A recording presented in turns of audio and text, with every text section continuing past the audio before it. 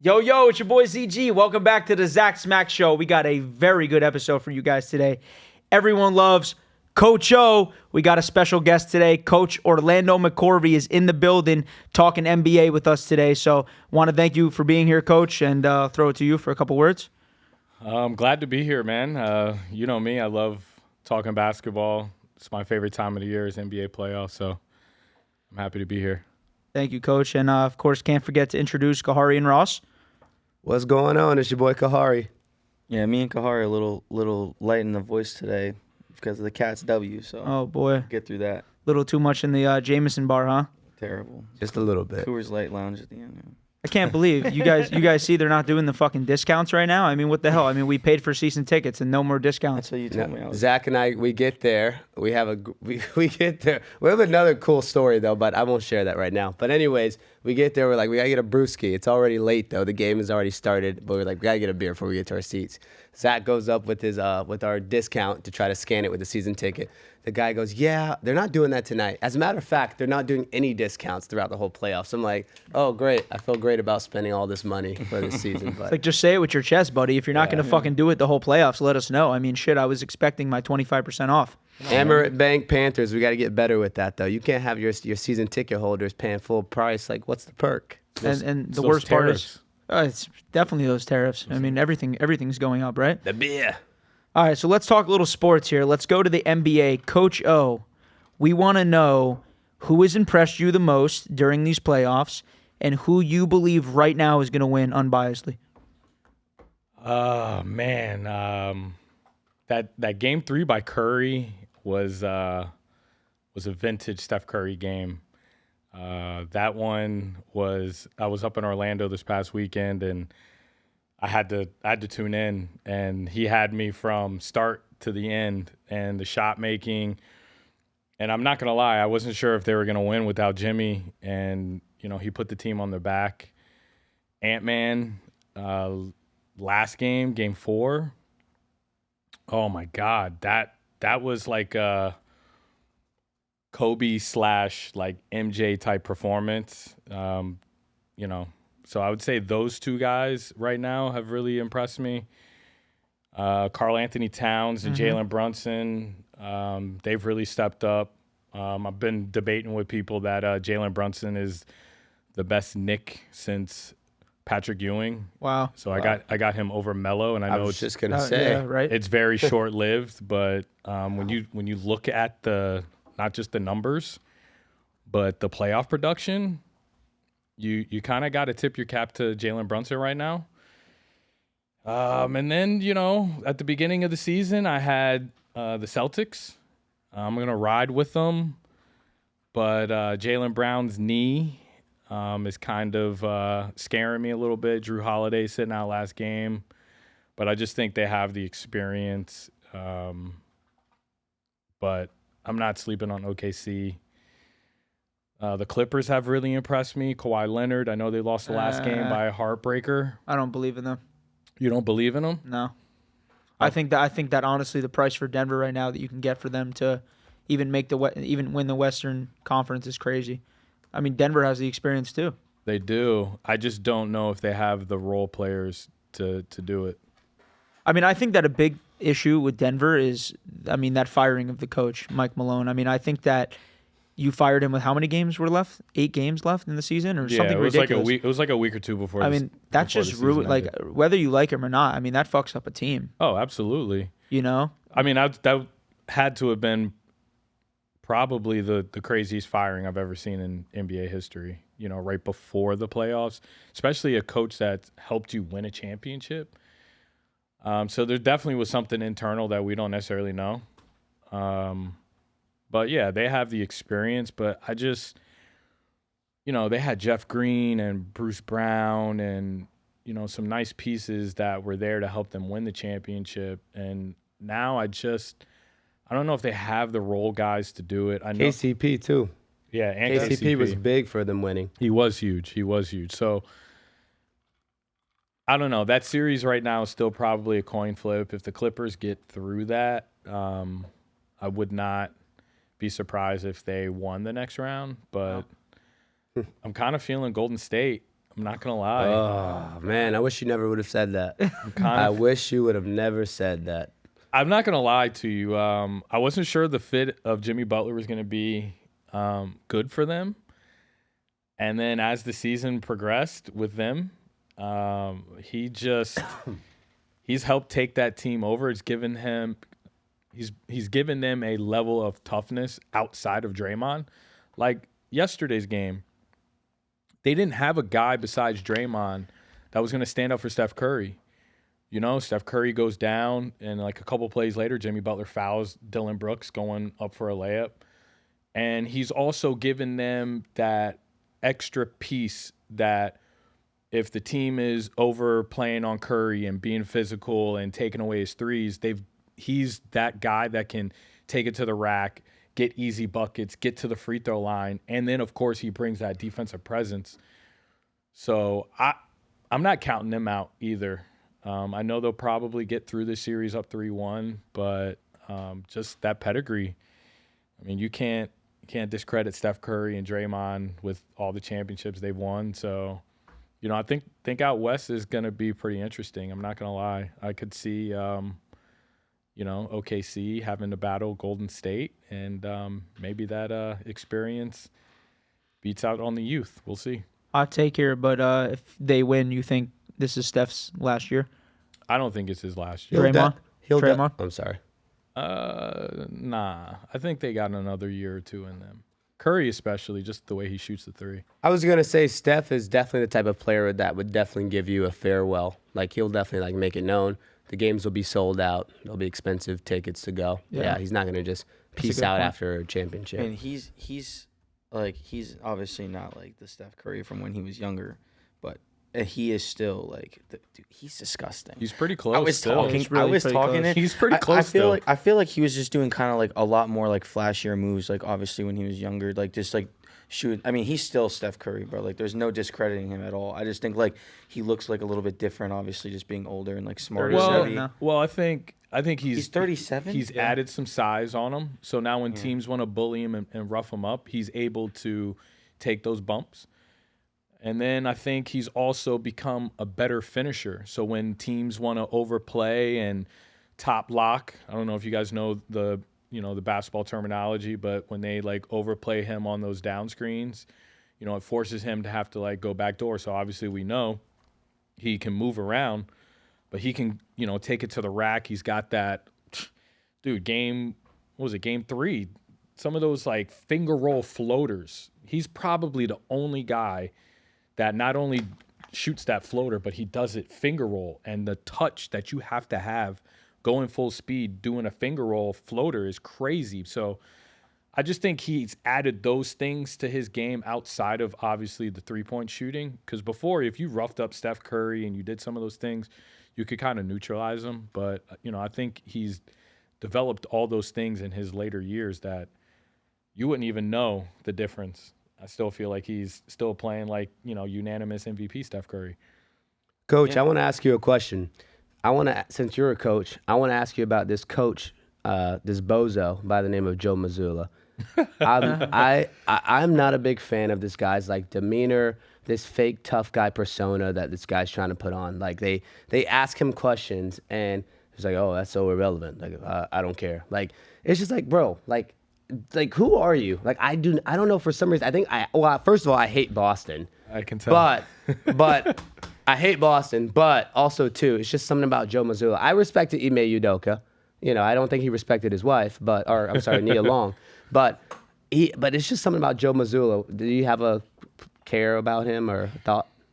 I'm not gonna lie. Last year, I wasn't sure what he was gonna bring to the table, especially when it comes to a tight game or, you know, the series of making the adjustments.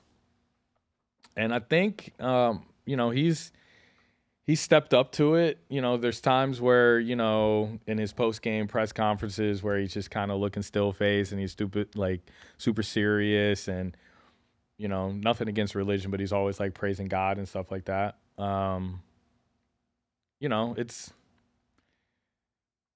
I got no problem with him.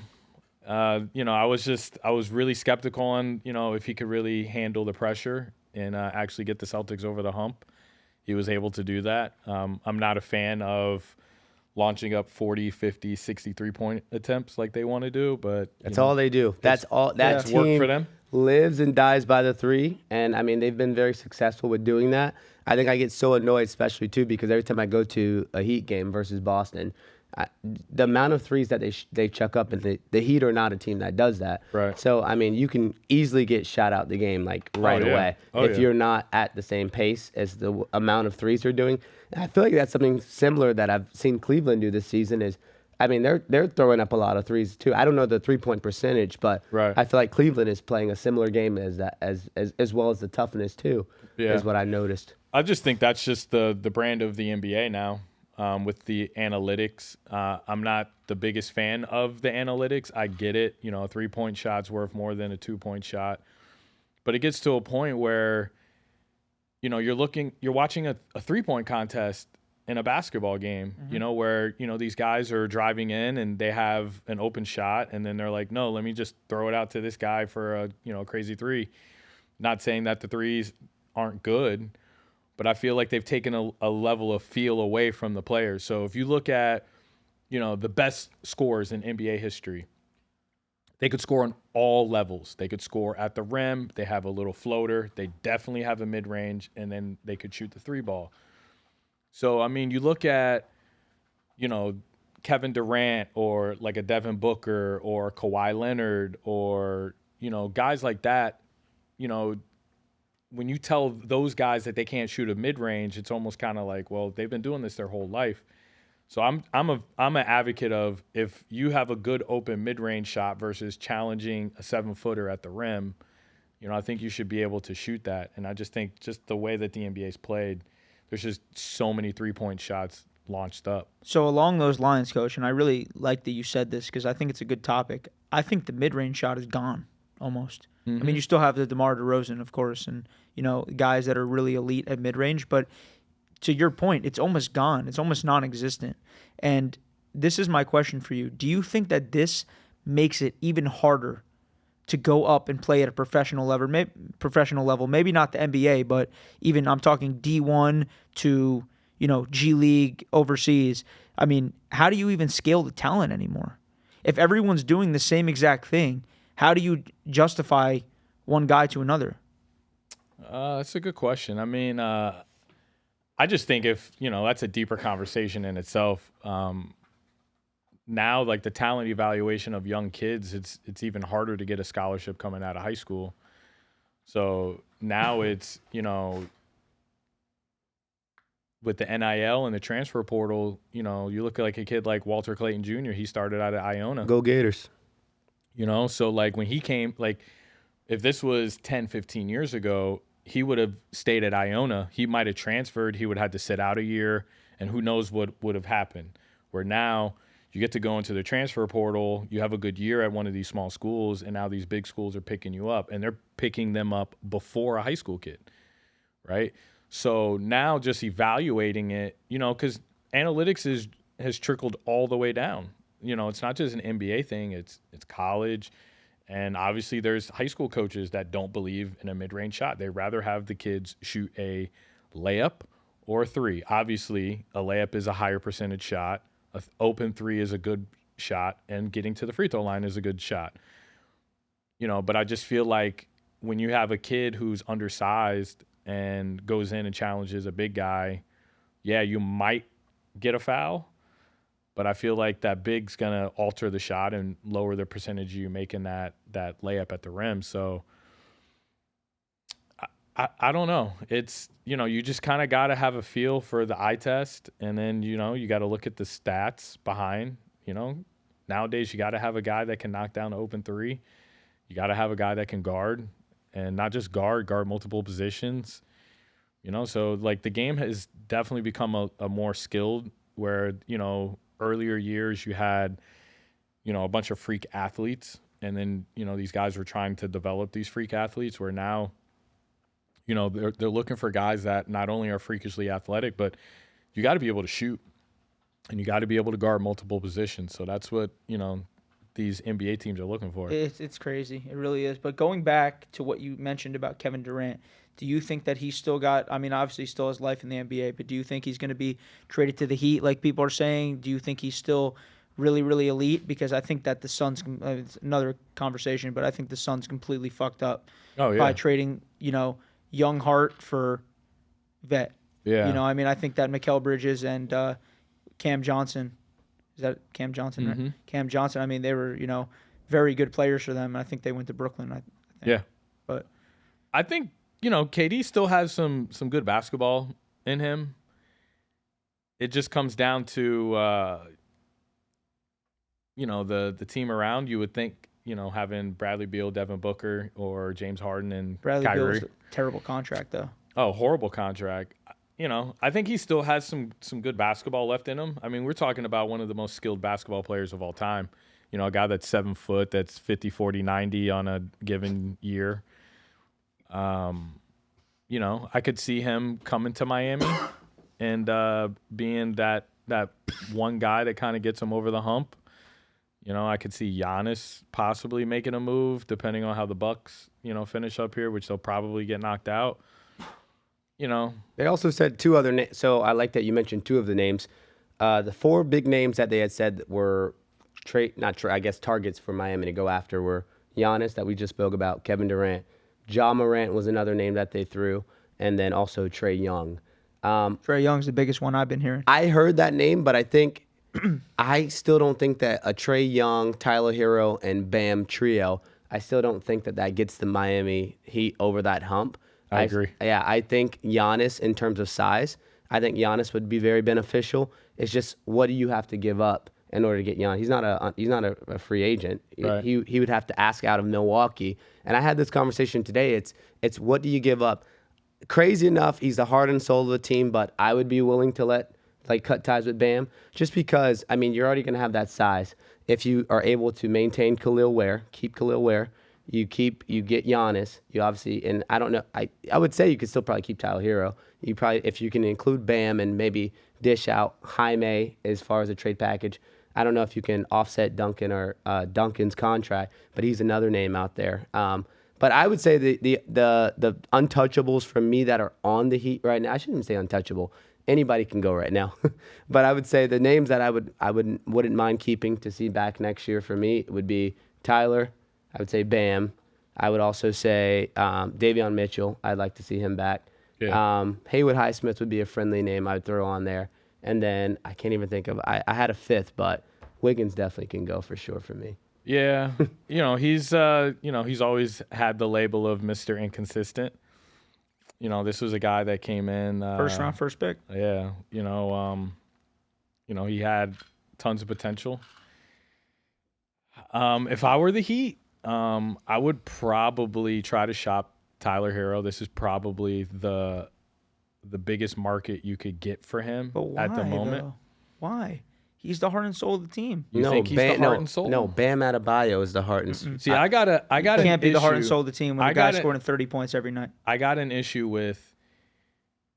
I just feel like if you look at the history of NBA, especially teams that win, and you might say Steph Curry, right? But I feel like it's tough to win when your best player is a liability on defense. Which he's saying Tyler Hero. Bam does so much more than just point. Bam can defend all 5 positions. He's just that. He's that good. And he will give you 30 sometime. Not as consistently as Tyler. But I definitely think, I mean, even Jimmy was saying when he was on our team, I hate saying that guy's name. But anyways, when he was on our team, he was saying that Bam was the heart and soul of the team.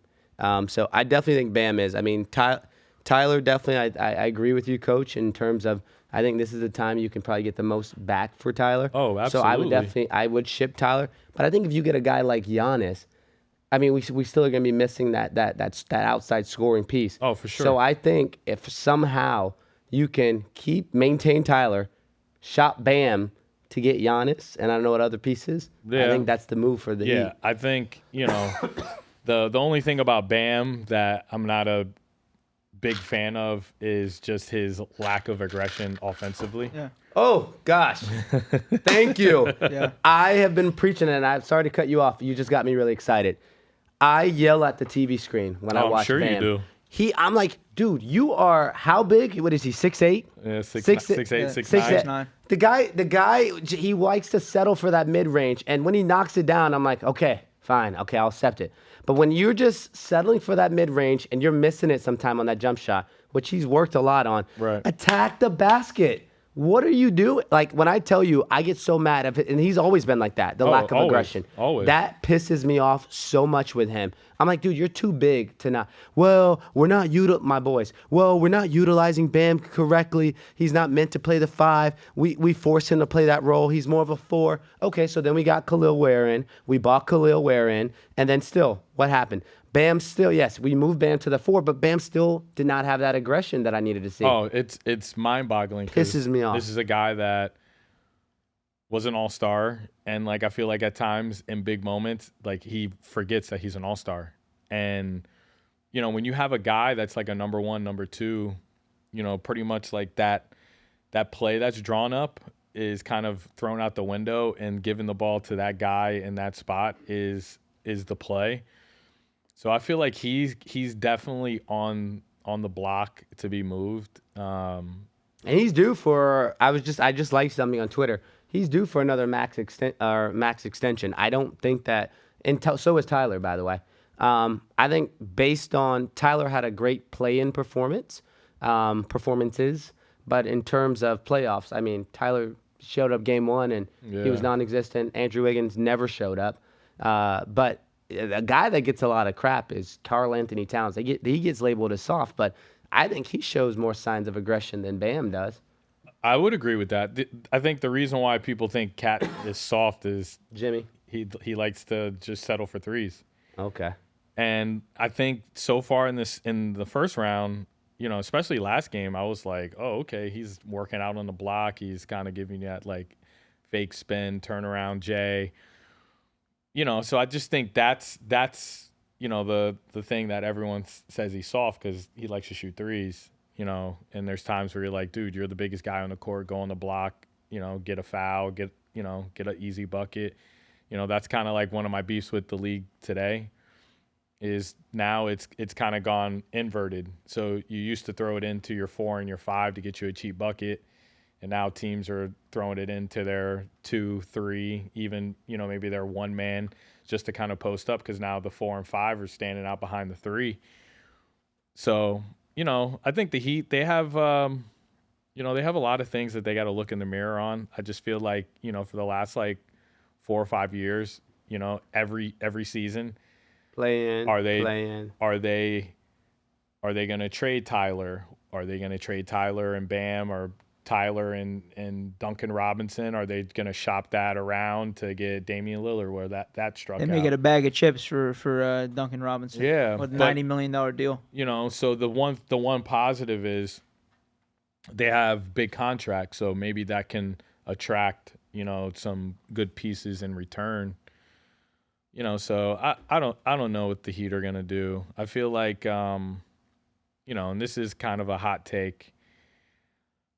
I kind of feel like as good of a GM as Pat Riley is, I knew where he was going. Yeah, I was about to say, I Knew was exactly like, where he was you gotta going. fire that dude. I wouldn't say Fire? fire. No, I wouldn't say no. fire. It's going to be escalated somewhere in the top. I just Consultant. think the Riley way in today's generation, and again, I love it as someone who used to be a disciplinarian, the condition freak, getting the kids in shape and all that. I just think that pushed Jimmy out. It hasn't attracted new players to come in, and maybe it's time to let Riley ride out into the sunset. So with letting with letting Riley ride off into the sunset, are we gonna do like a Boston Celtics? Are we gonna let Spo move up to that role like Brad Stevens did a few years ago, and then we try to look for some fresh meat when it comes to the actual head coach as well? Do you want to shake it up things that much? I or- don't think so. I think Spo did the best that he could with what he had, right? Always. So It's tough though, because like at the end of the day, man, you could have Coach K, Greg Popovich, you could have Phil Jackson. If they're out there coaching 5 blind kids that can't walk and chew gum, I don't care what they're doing every day in practice. They're not going to win. So I just feel like he was playing with whatever hand he was dealt, and he's not in control of getting the players. Riley's the one that's in charge of getting all the players. And, you know, they just, in the last few years, they haven't, even when Jimmy was here playing at a high level, you know, it was like, okay, yeah, they did get to the finals. They made it in the bubble. They made it against the Nuggets. But then it was like, well, man, we're like one piece away. We're this away. And they didn't ever get that one piece. So you have to, like, I just feel like it's time to blow it all up. You know, I just feel like, you know, Tyler and Bam and all those guys, they have gotten you this far. You know, it's the definition of insanity, right? Doing the same thing over and over and over and expecting a different outcome. Well, I feel like the Heat are in insanity right now. They're trying to do the same thing over and over and over. They want to run it back. And I respect it, right? Growing up in the 90s, early 2000s, watching basketball, you saw guys that were like, okay, well, we're like right there. Let's run it back. So I respect it, but it gets to a point where all these teams are, you know, shuffling all these guys around. They're getting this, and I just feel like the Heat are getting passed by not getting that talent. So, I mean, we'll see what happens. I love the NBA talk.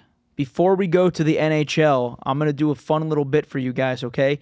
Late night, maybe after the Panthers game, couple too many beers. Obviously, we Ubered, of course. McDonald's, Wendy's, or Taco Bell? Ben, our producer, take it away. What is the best late night meal? Taco Bell, Wendy's, or McDonald's? Talk to me. Taco Bell all the way. That Crunchwrap Supreme, I love it. Over the McChicken? Yeah. I'm sorry. Coach O's saying yes too, Oh, huh? cheesy gordita crunch. Yeah. With There we chicken. go. What about the chicken quesadilla with that Chipotle sauce? Oh, man. Kahari knows about them nacho fries. I put you onto that chicken quesadilla. You Don't did put me forget. onto that. Yeah. The cheesy gordita crunch, but you gotta take the beef out and you gotta put the chicken in there. Really? Oh my God. You're making us fit that stereotype right now. Why is Ross about to say Wendy's or some shit like that? Nah, I have to agree. I'm needing something to refuel at late night. I think I gotta go T-Bell. Now these other two, I'm never having Taco Bell in the middle of the day. Like it's Fair. not, Fair. it's not That's a good something. point. That's fair. It's fair. not something I'm Never. going to all the time, right? So it's got to be at a point where I would need it, which would be after a few beers at the game or out with the boys. But no, a Taco Bell late night, of course. I'm going to say, if I had to rank them, so I do actually like Wendy's. So to Ross's point, I'd probably get, if I was to eat any of that stuff during the day, Wendy's number one. Yeah. Great. Whoa. Wendy's and McDonald's, they kind of battle Yeah, for it me does during battle. the day. Yeah. But I like what you said. I feel like at nighttime, it's just something about my fat boy days used to be, I would do 3 soft tacos. I would do the chicken quesadilla. I would do nachos and some cheese, dip all my tacos in there and that nacho cheese, dip some of those tortilla chips in it. I used to get a Baja Blast soda as well.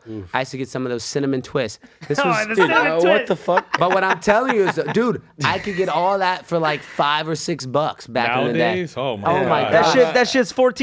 You might as well get a Chipotle bowl. It's crazy. But I will say, a little TMI here.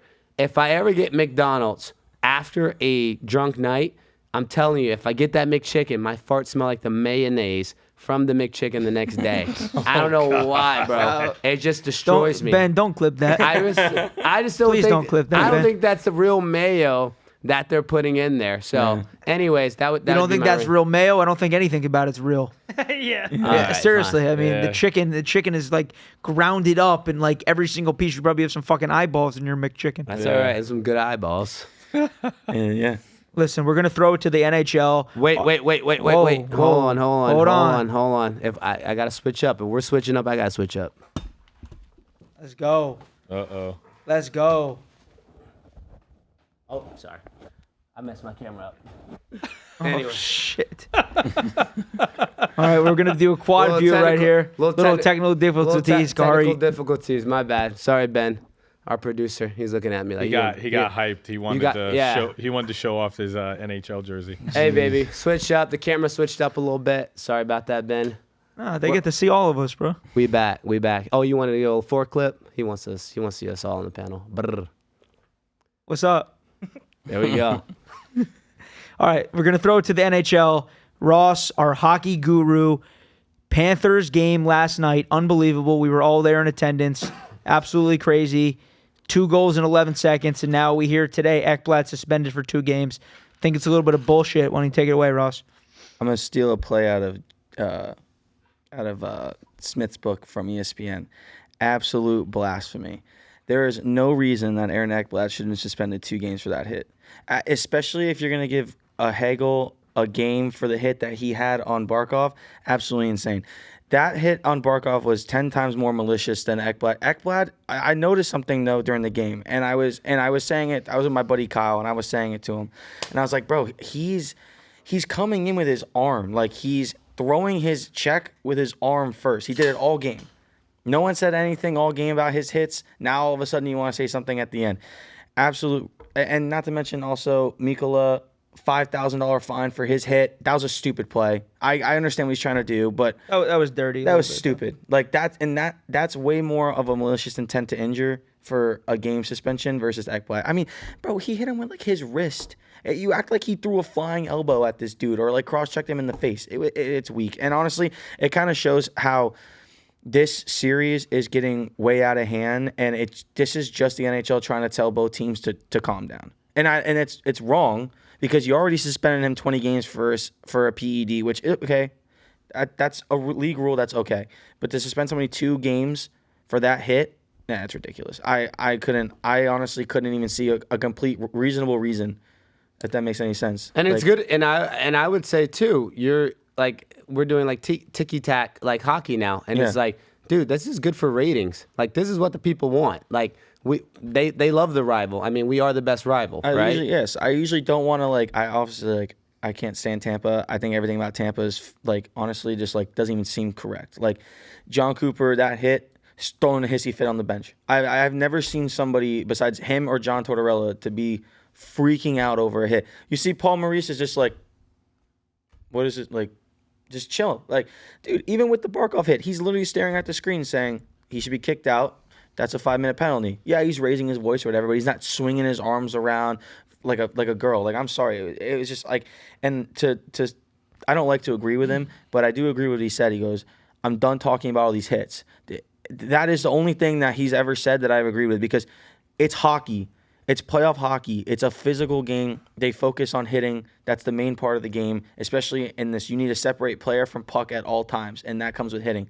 Dude, I think it was like 70 hits thrown in the other game. I think it was not last game. The day before we were watching it, I can't remember what team it was. It was like 70 hits a team had. 70. That's a normal total for both teams. It was crazy. So it's like, it just shows me playoff hockey's physical, and the NHL needs to stop being so weak about it, dude. Like, it is what it is.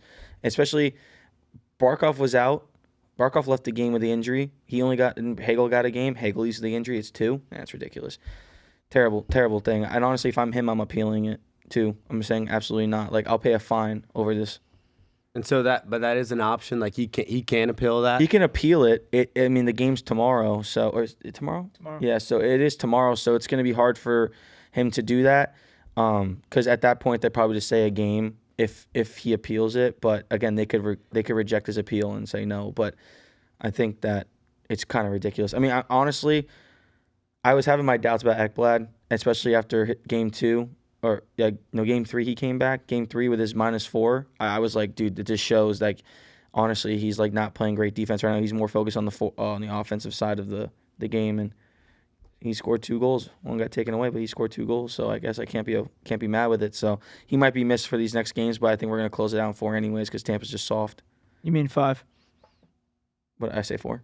Yeah, and 5. So we close it out tomorrow night, you think? Absolutely. I mean, Tampa is soft, and we're just gonna pummel them into the ground again. Well, we did call a sweep. We didn't say what kind of sweep, guys. It's a gentleman's sweep. So we are gonna gentleman sweep the Tampa Bay Lightning tomorrow night. Calling it right now. Remember that. I do want to also put into a fact of the intensity of that game yesterday. Oh yeah, That game was awesome. I was on the edge of my seat when we were up 1-0 the entire game. I watched everything on that game had to offer. I could not, for the life of me, if we lost that game, I was going to lose it. Like, when they scored 2 goals back-to-back, I was... Within 11 seconds, by the way. I got up to go to the bathroom when they scored, and I'm like, fuck. Like, this is bullshit. I'm like, how are you going to let that happen? Like, whatever. Fine. I go get my drink. Sitting in the line of the bathroom, I hear people start going crazy. I'm like, oh, I wonder what happened. Go back, scored a goal. I'm like, are you serious? Everybody's like, yeah, bro, they scored right after 11 seconds. It was crazy. So for the Panthers to do that, I'm honestly 3 goals in 11 seconds. I mean, I know the offsides, but I think it was really close, and I guess good for Lightning for challenging it, but it didn't even pay off because we ended up scoring again. That boy Ekblad got another goal later after that. He got it back. I love how the Panthers are this don't give up, like, never back down mentality. And I know that you were talking about the clip before last episode with, like, you know, Coach was saying this and that about the not wanting Tkachuk on your team. Look at what has happened with Marchand. He is bought into what they're selling, and they're winning hockey games, and they're gonna go all the way again. Now, winning it, it's really, really hard to go back-to-back, but I do believe that there's a good chance that they're going to go all the way back again. And especially the way this team's playing, especially the way the West is, the goaltending in the West is atrocious. I haven't seen any goalies in the East get pulled yet, and I've seen it happen 2 or 3 times to the reigning Vezina champion, and then another finalist this year, Connor Hellebuck and Darcy Kemper. So I don't know. It's interesting, but we'll see what happens. Coach, you been watching any hockey lately? I'd be lying if I told you I was. So, I mean, I watched a little bit of the game yesterday, and like you were talking about, like the 11 seconds, I had that game going on and a basketball game on the same screen, and I was putting my kids to bed, and all of a sudden I'd look up and I was like, oh my God, they're up 3-2 now. Oh wait, they're up 4-2, and I was like, wow, okay. So I can't sit here and tell you that I'm tapped into hockey like that. I probably should, since the Panthers are pretty good. You know, I lived in Detroit for a couple of years, so Red Wings. I became a Red Wings fan, but they've Why didn't kind of I know become that? irrelevant. I never knew that. But yeah. Known you for a long time. Never Dude, they're knew that. coming When back. Did you live there? Right before I moved here. I only lived there for like 2 years. Oh, I never knew that at They're all. coming back. They're making a comeback. They're a young team. They're Yeah, ready. you know, back in the day, they were just so dominant, you know, with Steve Yzerman and Fedorov and So just because you said Detroit, funny stat, I think I told you this. The last time a defenseman scored 3 goals in the first 2 games of a series was Nicholas Lindstrom with Detroit. And then he was nasty. And then the last one now recently was Nate Schmidt. So there was literally the last time was 1995 was the last time that happened. So, like, look at the huge gap in time and the skill, everything like that. It's great. So do you guys think the Panthers repeat? Absolutely. Absolutely. And guess what? When they do, it's $10,000. I'm gonna take you to NYY. Okay. And that's You what heard it here first. And, I bet. And that's what I was telling people, and is that the Panther, it's hard to go back to back, right? Like, you look at how Tampa did it, it's very challenging. But at the end of the day, they can, and they have the team to do it. So I'm excited to see how that goes. I'm gonna throw it to the NFL right now, Coach. Oh, I thank know you, you're gonna God. have a I can't wait to great. talk I know about you're this. gonna have a great take on this. What in the world happened with Shedeur Sanders? And don't tell me, oh, he had a bad interview. You don't draft him in the 5th round after drafting Dylan Gabriel in the 3rd round Stud. and have 5 quarterbacks in your room right now. Yeah. There's something deeper. I want to know your perspective. I can't believe that, you know, they draft Gabriel and then they go and get Shedeur, but I just kind of feel like he was rated so high, so it was almost kind of like, all right, we'll take the gamble in the 5th. You know, it's not like we're taking him in the 2nd, you know, or the 1st. But how did it come to that? How did it come to that? How do you go from being the number 1 quarterback in the draft class? He was projected to be first pick Over Cam Ward. over Cam Ward. Was he? At Yes. one, asking. at one Absolutely. point. Absolutely. at one point he was. But then Cam Absolutely. Ward hopped him. Because Okay, it doesn't matter. He was projected to be 1 or 2. How do you go from being 1 or 2 to being 8? I just think a lot of people, you know, were turned away by just the arrogance, you know. But then, like, you know, I've heard people talk, and it's like, so you're trying to tell me that these starting quarterbacks that are in the NFL aren't Baker Mayfield, confident? Johnny Manziel. But you know what? But not to cut you off, Coach. But you know, I like what you're saying, because it's funny that they were trying to say it's the arrogance, but a guy by the name of Caleb Williams had similar arrogance, the previous year and still got drafted number 1 Right. overall. So I was like, there's more to that. And I mean, I think the obvious answer is Dion. I think a lot of people wanted to send a message not only to Shador, but also to his dad. Like, hey, like we're not going to just put up with that. We're going to humble you. Yeah, I read something, and again, in today's world of social media, you can't believe everything that you see. But it was along the lines of teams didn't want to try to draft him because the following year, they may have a coaching vacancy, and then, it's almost like they're pressured to hire Dion, and now you have, the coach son thing going right. on. That's interesting I've heard a take. lot about his pro day and his draft and not wanting to work out, not wanting to show people going into tapes when they say there was a lot of things saying like teams were giving him plays to remember. Come back in tomorrow and I want you to go over these plays with us. And he was just like, I don't need to do that. Like when it comes to, there's a confidence, but at some point it becomes ridiculous. Like if you want this team to draft you, right? He was really only focusing on the top 5 teams. So obviously the top 5 teams he was paying more attention to. But with a team like anyone, like Pittsburgh, for example, Pittsburgh probably would have taken him at 21, but I bet he probably did something stupid like that and was like, I'm not gonna be that low. Like I'm okay. Like, Well, I just think you got, there's a video going around with him and Cam Ward, yeah, working out, and how Cam Ward was like, oh, you're a 9-win man. All you do is throw checkdowns and bubble screens. If I did that, my completion percentage would be like a 90%. I throw the ball down the field. And just kind of how like Shador he's like, oh man, it's the first drill. You're already getting water. And he's like, oh, well, I'm getting Gatorade. That's what they pay me for. So it's almost kind of like, as we were talking a little bit about NIL and stuff like that, like I just feel like in terms of getting these kids from college going to the pros, when you've already thrown them so much money, what is my incentive to make it to the league? $20 million, that should be your incentive. Sure. More than that Right? for the first pick. Sure. Or second pick. Sure. But you get a level of complacency once you've already been thrown a couple mil. So now it's almost like, well, I'm already on TV. I've already had commercials. I'm wearing my iced out chain. My dad's Dion. I'm this, so that might be his level of like, I don't need to know the plays. I'm Shador Sanders. You saw me do this, so it's one of those things where like, I was very skeptical on Caleb Williams. I just feel like if you're drafting someone number 1 to change your franchise, you've had to have been a winner in college. Hold on a second. You should Perfect. still be skeptical on Caleb Williams. I'm very, 100%. but I just feel like now, like if I'm looking to get a kid that's going to be the number 1 draft pick, I'm not saying you have to win the national championship, but you can't win 9 games and play in the Cotton Bowl and think that you're going to come into the NFL and just light it up. And again, I know like you have your outliers, right? You have your Tom Brady's, but he played at Michigan, which is a very big program.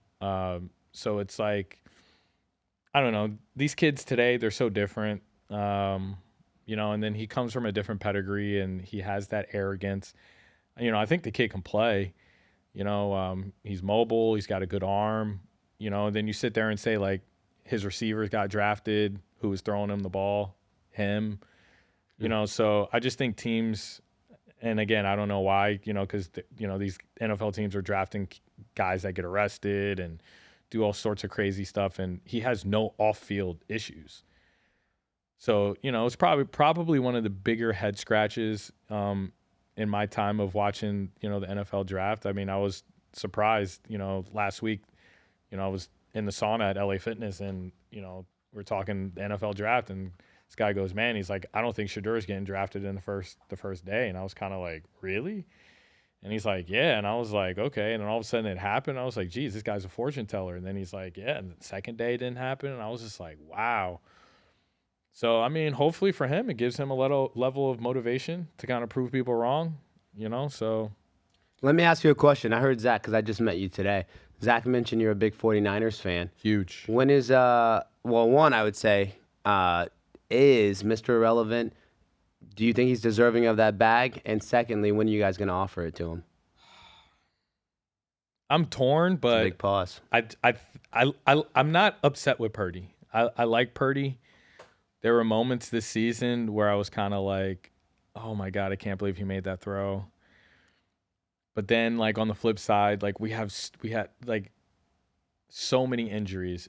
I feel like they're so injury prone. And the year that they went to the Super Bowl and lost to the Chiefs, it was like our perfect storm. Granted, Debo got banged up a little bit that year. On the Debo note, are you upset that he's gone or no? Yes and no. Yes and no. I loved his versatility, but last year he just Awful. he didn't do what I wanted Debo to do. No. I love his tenacity. I love how you can do all different things with him on the field. He had some big drops last year. And then the one thing about him is, like, he's not like a true number one receiver. He's not. You know, so he's like, he's like a guy that is kind of like, I'm not saying like he's Wes Welker, but like he's like that slot guy, that guy that, if you do have a true number one, now he can go and, kill the number 2 and number 3 corners. So you got 2 number 2s. Him and Ayuk are both number 2s. Yeah. Ayuk ain't a 1. No. He thinks he's a 1. Right. And then because he doesn't practice the whole year and hold out because he doesn't get his contract, he gets injured. I was annoyed by that. Of course, who wouldn't be? And before he got hurt, He wasn't annoyed. And before he got hurt, I was like, bro, you held out, and this guy's dropping the ball left and right. Then you guys paid Kittle today. You guys gave Kittle his extension. I like today. Big Kittle. ass extension for the 31-year-old. How'd you feel about that? I like Kittle. I love Kittle, actually. Okay. He's gonna be a Niner his whole career. I'm not mad at it. Yeah, I mean, I like him too. Iowa, baby. I like Ricky Pearsall. I think he's. You I really think go as Gators. a first round pick though? Mm-mm. mean, he's fast. Dude, he's been shot. It's a big deal, bro. I understand. So is And Brian then Robinson. and then when he came back and played, like he He was produced. all right. Is he a first round pick? He made noise at Florida. But I guess, At again, Florida. yeah, okay, but the guy just got shot. I get it. All right, give him a full I fuck season. with him. I'm just But saying. before we give a full, I think he's due for a breakout. Let me ask you before we wrap this up. Who's your pick to win the Super Bowl this year? Off the dome. Off the dome. Off the dome. 5, 4. Sir. Niners. Oh, come Okay. on. You know damn well they're not winning the Super Bowl. Fine. Go, hurry. Fins? come on, baby, fans for the win again. Nah, man, not with Tua. We beat y'all last Thank year. you. We beat Thank y'all you. last year. Thank you for saying Thank that. you. 'Cause I didn't know your opinion on Tua. Not with You know Tua. I'm the biggest Dolphins fan in the world. I I'm know a Tua that. We fan. used to argue. Of course we did. Not about Tua, though. No, never about Tua. Yeah. But we would argue about who was the safety that you love, Rashad Jones. Rashad Jones. Shaw Jones. And I would tell you like, nah, I'd take like Honey Badger over him. Absolutely not. Rashad Jones was the most overrated, Till this day. underrated safety in That the was your NFL for guy. a very long time. But with I met him Tua? at UFC 2 events ago. Yeah, with Tua, nah. All right, so let's not talk about Tua. Let's move on. Who do you have winning? I'm never going to say any team but the Dolphins. Do I really believe that we win? No, but I'm Okay, never going to so root for another team. then give another one besides the Dolphins. Ravens. Oh, okay. It's their time this year. You think so? Yeah. Ross, I swear, if you say the freaking Steelers yeah. with no quarterback, If he says the I'm Steelers, going to Ben, lose my if mind. he says the Steelers, I want you to go right to the outro song, okay? Well, I will say that just to talk about my Steelers real quick. I think they had a great draft. I like their picks. That's it. I'm gonna end it there. I think to win, I think the Steelers had a good draft. he's going I to go do. with second team. I already know it. No. It's so Yep. predictable. It's gonna. Well, he's a fan of 5 teams. gonna- What's It's the gonna. difference? It's gonna be the Bills. I promise you. It's not going to be the It's Bills. gonna be the Bills. I'll tell you what. The Bills are They have actually going to be Khalil cursed. Shakir. Doesn't- That's all that matters. Giants, Yeah. baby. Giants, baby. Giants? Giants. I mean, listen, dude. It'll if- probably be the Chiefs again. Well, I honestly God, was I going to hope say not. repeat. I was actually going to go with Philly. If I'm not going to go say my Fens, they lost too much on defense. I think. Yeah, I lost a could lot see. of people yeah. on I could defense. see Philly. I doing I can see it again. them doing it too because they I have an can definitely offensive see Philly juggernaut, doing it. but they lost a lot of pieces on that defense. I think a lot. I think a big thing is going to be a lot of teams are going to. They noticed that this tush push for them really helped them in the Super Bowl. I think Can't that, stop it. I think teams are going to try to figure out ways to stop it, Why and there might be haven't they done somebody. it yet? They Well, haven't done They it. haven't done it It's. I'm just saying. And now that like the rule became like a whole thing, I think people are going to start figuring it out. So hopefully, at least How? I don't like it. I Yeah, can't how? stand the rule. I don't know. Line. You know where it's going. You know what's going to happen. You can't stop I mean, it. Jalen Hurts can squat like 500 pounds. He can push an entire line. So I get it, but I mean, everyone thought that it wasn't going to work when Kelsey retired, and obviously that. it wasn't as successful when Kelsey They was won there. the Super Bowl, bro. No, I'm not saying, bro. Yes. I'm just but I'm saying won the I Super think Bowl. the completion percentage for that play was higher with Kelsey there, but that's because Kelsey's a tank. But that's different conversation. But yes, Bills to win. Alrighty, that's going to do it for us today. I want to thank Coach O for being here today. Great friend of mine, long time. Thank you, Ben. Shout out Podcast Junkies, best studio in Boca Raton if you want to film your podcast. Shout out Happy Homes Preventative Maintenance Care for sponsoring today's episode. We appreciate you. And I want to thank you guys for tuning in and listening. It's your boy ZG, Zach Smacks out. And triple threat.